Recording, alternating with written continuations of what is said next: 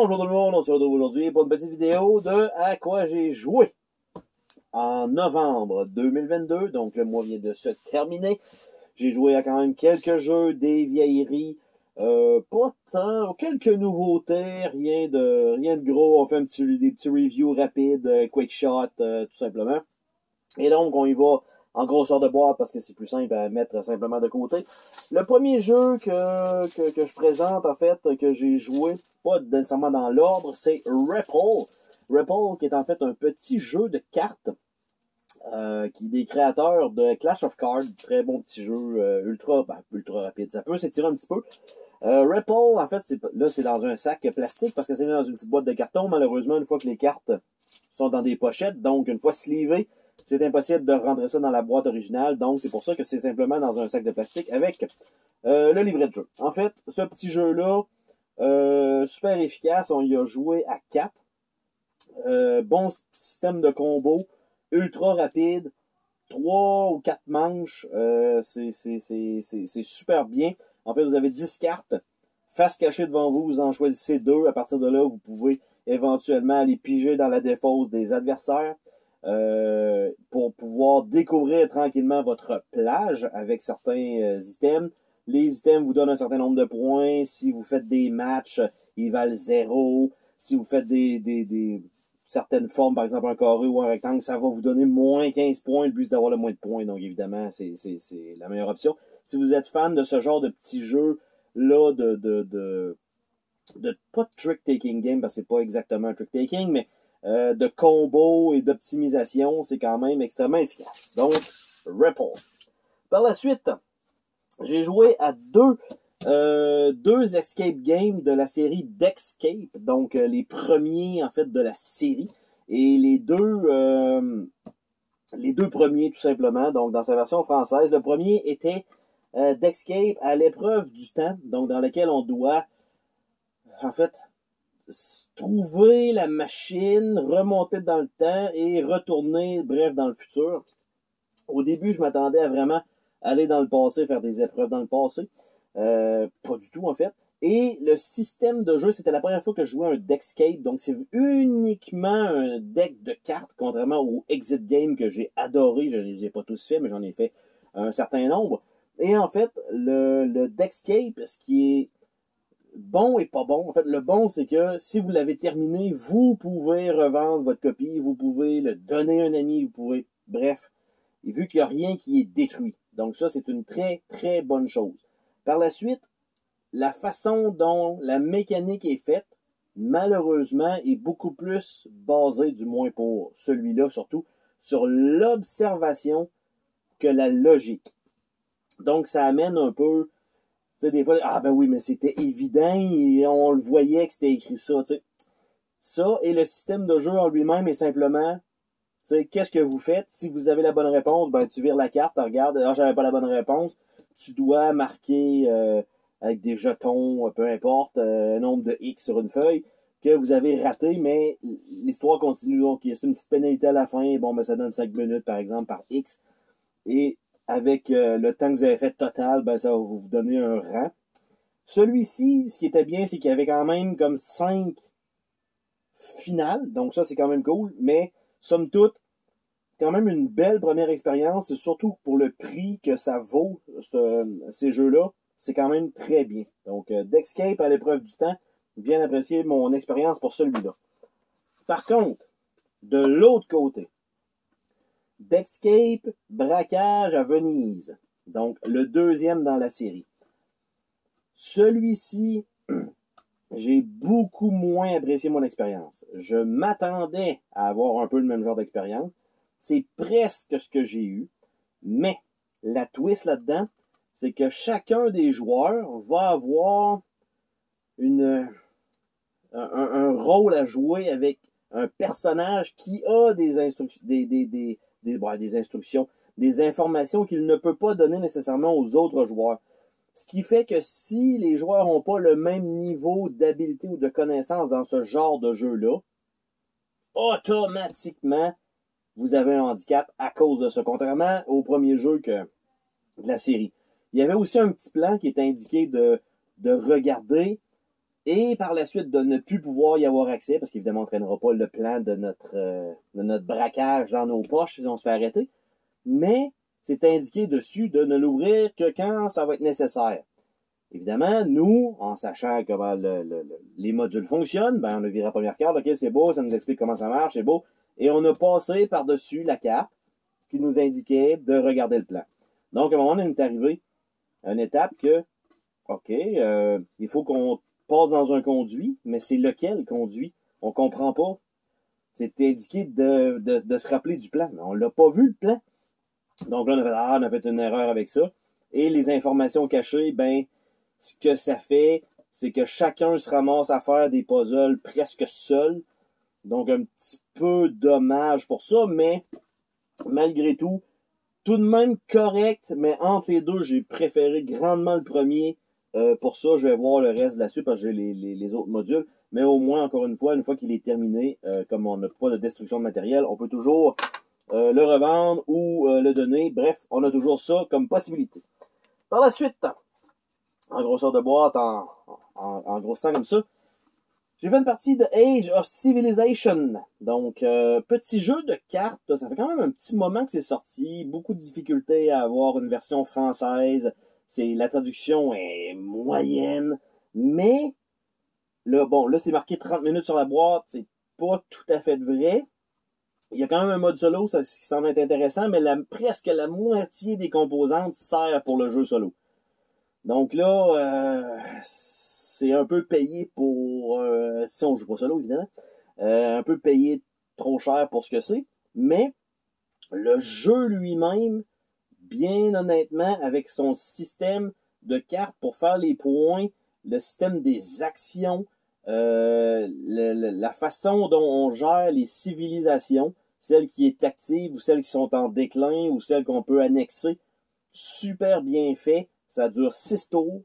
Très, très, très efficace. Une très belle surprise. Je m'attendais à peut-être l'essayer et finalement m'en débarrasser. Mais au final, très belle surprise et c'est sûr que je vais le garder pour pouvoir y rejouer. J'ai également, en début de mois, parce que ça je m'en souviens très bien, joué à Lawless Empire. Donc un jeu de mafioso dans un contexte quand même beaucoup plus actuel que les années 40. Donc d'habitude, ça joue tout le temps dans ces années-là avec le parrain et tout ça. Là, c'est vraiment quand même plus actuel.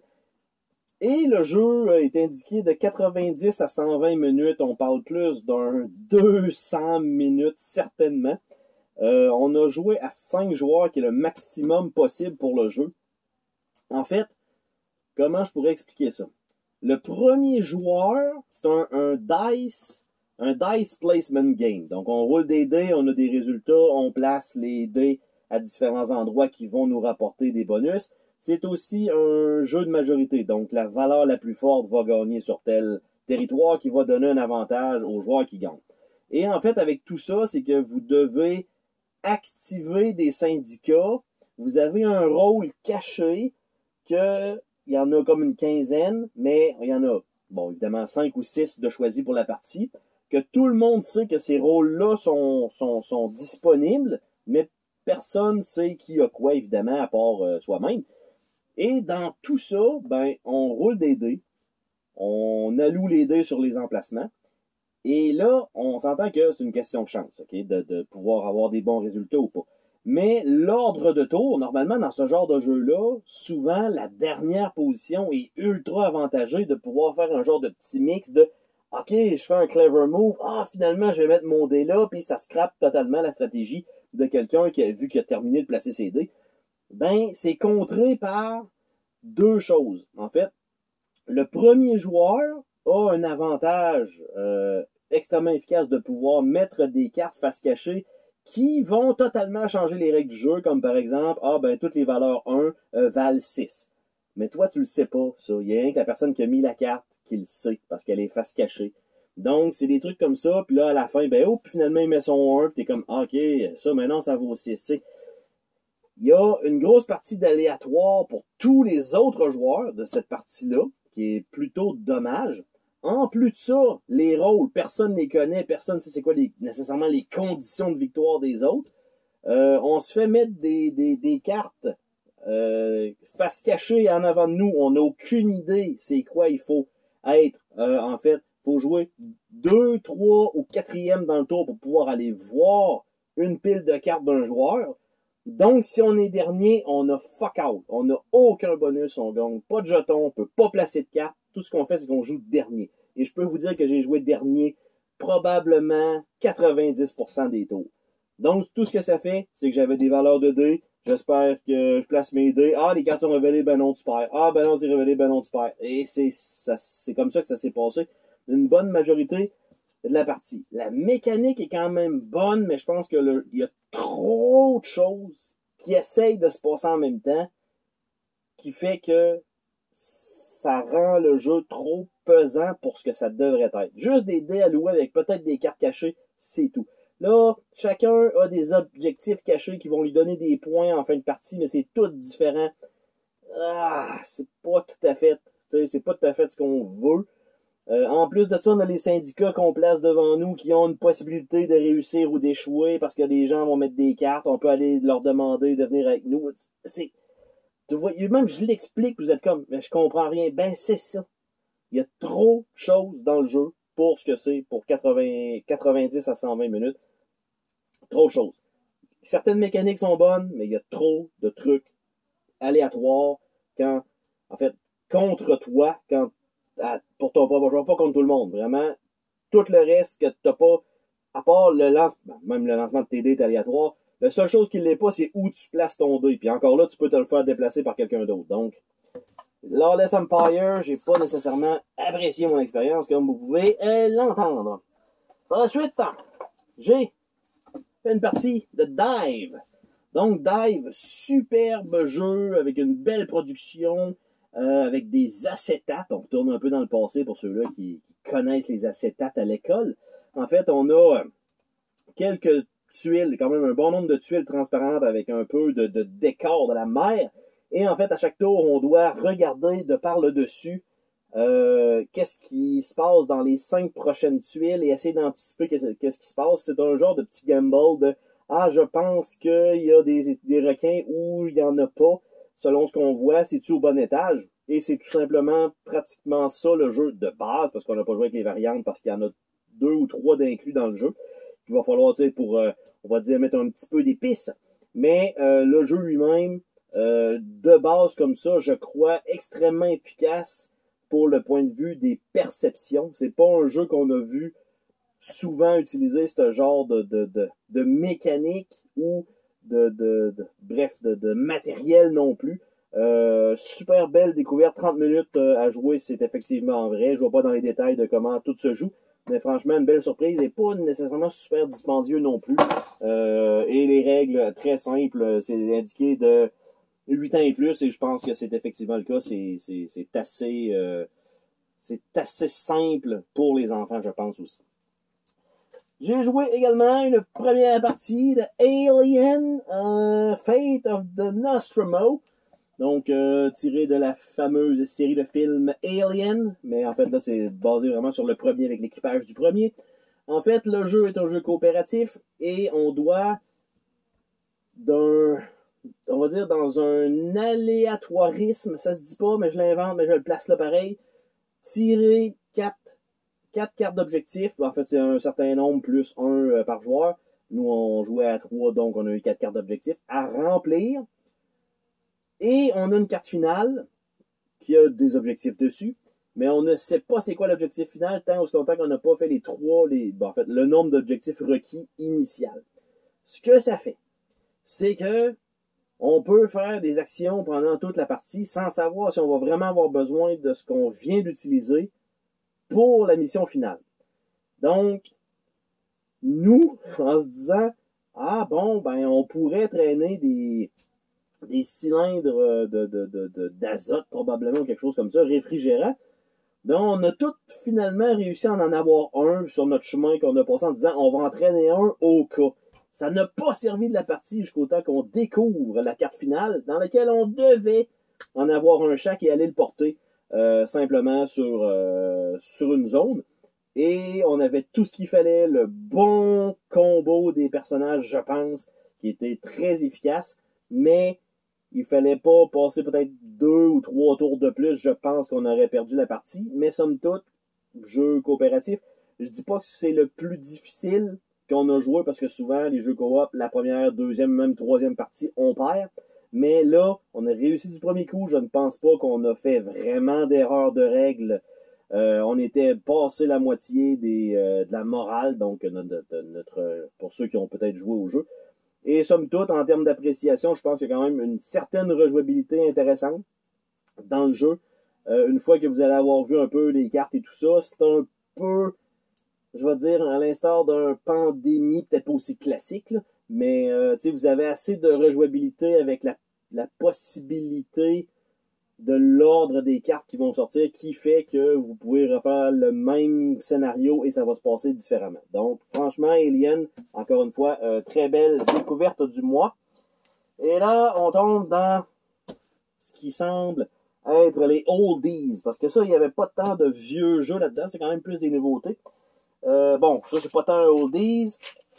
On s'est fait, en fin de soirée, petite partie de Perudo, et en fait, quand on commence à manquer de joueurs et que ça quitte, par exemple, ben ça nous prend un petit jeu quand il reste 5 minutes à jouer. On sait que ça prend un petit peu plus que 5 minutes, mais au lieu d'avoir 5 dés pour débuter, ben on en met un petit peu plus, on prend les autres couleurs, c'est pas super grave, juste pour avoir un peu plus de dés sur la table, et tout simplement, ben une petite partie de Perudo, donc toujours très plaisant en fait, jeu de bluff classique, pas beaucoup de matériel. Je m'en ai jamais débarrassé depuis que je l'ai. Je me l'ai fait emprunter aussi. Mais malgré tout, certaines personnes ont quand même de la misère à comprendre le fonctionnement du jeu, malgré qu'il n'y a pas beaucoup de règles. Donc, c'est surtout les têtes de Paco, les têtes de Toucan qui sont là, qui viennent foutre le bordel. Mais pour ceux qui ont joué à Liar's Dice, c'est pratiquement le même jeu, mais dans un format avec des beaux petits gobelets en plastique. C'est super. Donc, Perudo. Et là, on tombe vraiment dans le Oldies de chez Oldies. Avec quoi j'ai joué? J'ai joué, la boîte à l'envers, à Charlie's Angel, un jeu de 1977, basé sur la série de Charlie's Angel. Donc, ceux-là qui font, ouais, mais c'était pas le film avec Demi Moore, là, qui faisait le film Striptease. C'est le fun que vous vous rappelez d'elle dans ce film-là, parce que c'est ce qui m'est venu à l'idée aussi en vous le disant. Donc, je vous comprends. Mais en fait, la série, en fait, les 2 films qui sont sortis de Charlie's Angel avec Lucy Liu, Charlize Theron et l'autre, ben en fait, c'était basé sur une série télévisée.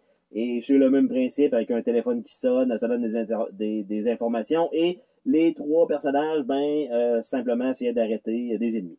Et donc, ils ont fait un jeu de société en 77 et, comment je pourrais dire ça, c'est un jeu abstrait, qui est en fait une genre de grille avec des points de couleur reliés.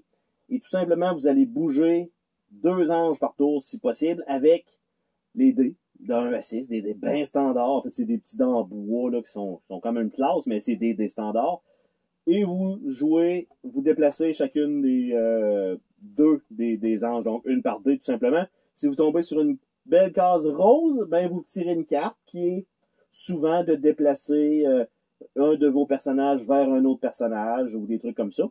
Cependant, côté réglementation, il y a 2 petites choses totalement pénibles, en fait, qu'il faut, souvent dans ces jeux-là, c'est que quand on dit que les instructions sont dans le dessus de la boîte, ça veut dire que ça fait quand même un certain temps que ça existe. Et en fait, c'est que la façon dont la planche de jeu est faite, c'est que vous pouvez pas nécessairement démarrer la partie et être fonctionnel. C'est que vous devez comme sortir de la zone de départ, mais pour ce faire, ben vous devez rouler plus que 1 pour ne pas barrer la route aux autres joueurs, parce que c'est pas indiqué que c'est exactement telle case qui fait débuter la partie. Donc, on s'est dit, on commence sur cette case-là, où il a fallu faire une règle maison pour dire que c'est ça. Alors, ça a foutu le bordel, parce que dès que un joueur a roulé 1, ben il est allé foutre son pion à la sortie, et ça l'a terminé comme ça. Donc, c'est un peu comme jouer au toc, et que quelqu'un sort et personne ne peut passer par-dessus. C'est un peu le même principe. Mais le but du jeu est en fait de coincer dans le pattern du plateau avec la grid, donc le chemin. En fait, il faut coincer un pion vilain, tout simplement, et Pour ce faire, ben, il faut l'entourer, qu'il ne reste plus d'espace autour. Par contre, à chaque tour de jeu, vous allez le déplacer vous-même manuellement d'une case où vous voulez. Et après ça, vous bougez deux de vos pions. C'est toujours comme ça. Vous devez bouger le maximum de cases pour votre pion. Mais, c'est aucunement indiqué que vous ne pouvez pas repasser sur la même case que vous avez déjà passé. Donc, si vous roulez un chiffre pair, ben, vous pouvez simplement terminer votre mouvement sur la case sur laquelle vous avez commencé en faisant 1-2, par exemple. Donc, vous pouvez essayer de coincer l'ennemi en faisant ce genre de mouvement-là. Et si vous devez faire un mouvement, donc il y a juste une espace, vous n'avez pas besoin juste de rouler un. Tant que vous roulez un chiffre impair, vous allez être capable de faire le mouvement requis. Donc, un peu, vous avez comme une chance sur 3 de réussir votre roulement. Et en fait, quand vous coincez le vilain par soit 2 personnages, selon le chemin où est-ce que le vilain est rendu, 3 ou 4, ben simplement, les joueurs qui ont réussi à le capturer vont avoir 1 point par pion qui a arrêté le vilain. Donc, tout simplement, et vous faites 3 parties, celui qui a le plus de points gagne. Donc, somme toute, le jeu est plutôt abstrait parce qu'il n'y a pas de... À part qu'on a le téléphone de Charlie et qu'on a les personnages féminins sur des stands, il n'y a rien. Le plateau, c'est que des points de couleur qu'on avance là-dessus. Le vilain, il est dos sur le standee, de l'autre côté, il est marqué vilain. C'est pas... Visuellement, ce n'est aucunement attrayant. C'est un jeu totalement abstrait. Est-ce que ça vaut le coup? Je vous dis, même si vous êtes fan de la série, je pense pas qu'il y en ait qui écoutent en ce moment, là. Mais pour les fans de la série, ça ne vaut pas le coup. Vous n'aurez pas l'expérience de la série.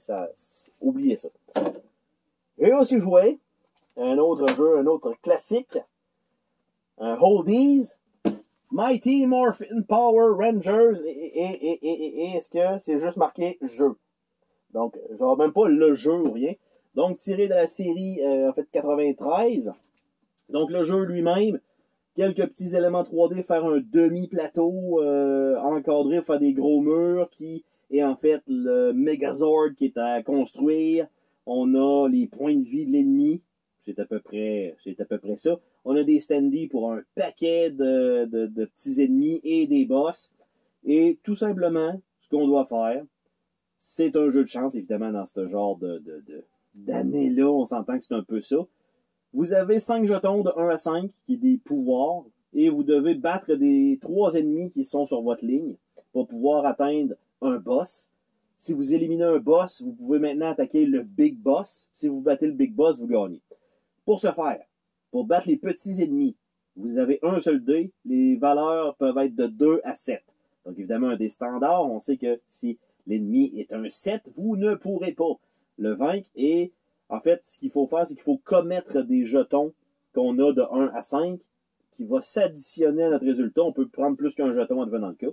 Donc, première étape, en fait, il faut se transformer en Power Rangers. Ce que ça prend, c'est un 5 total. Donc, évidemment, si vous roulez 4 et que vous n'avez pas utilisé de jetons, ben, vous perdez votre tour. Après ça, vous venez le Power Rangers, vous devez commettre un certain nombre de jetons. Si vous voulez lancer le dé, vous regardez la valeur en dessous du jeton que vous attaquez. Ah, est-ce que je l'ai battu? Oui, non. Je l'ai battu, j'avance mon pion, sinon je le remets là.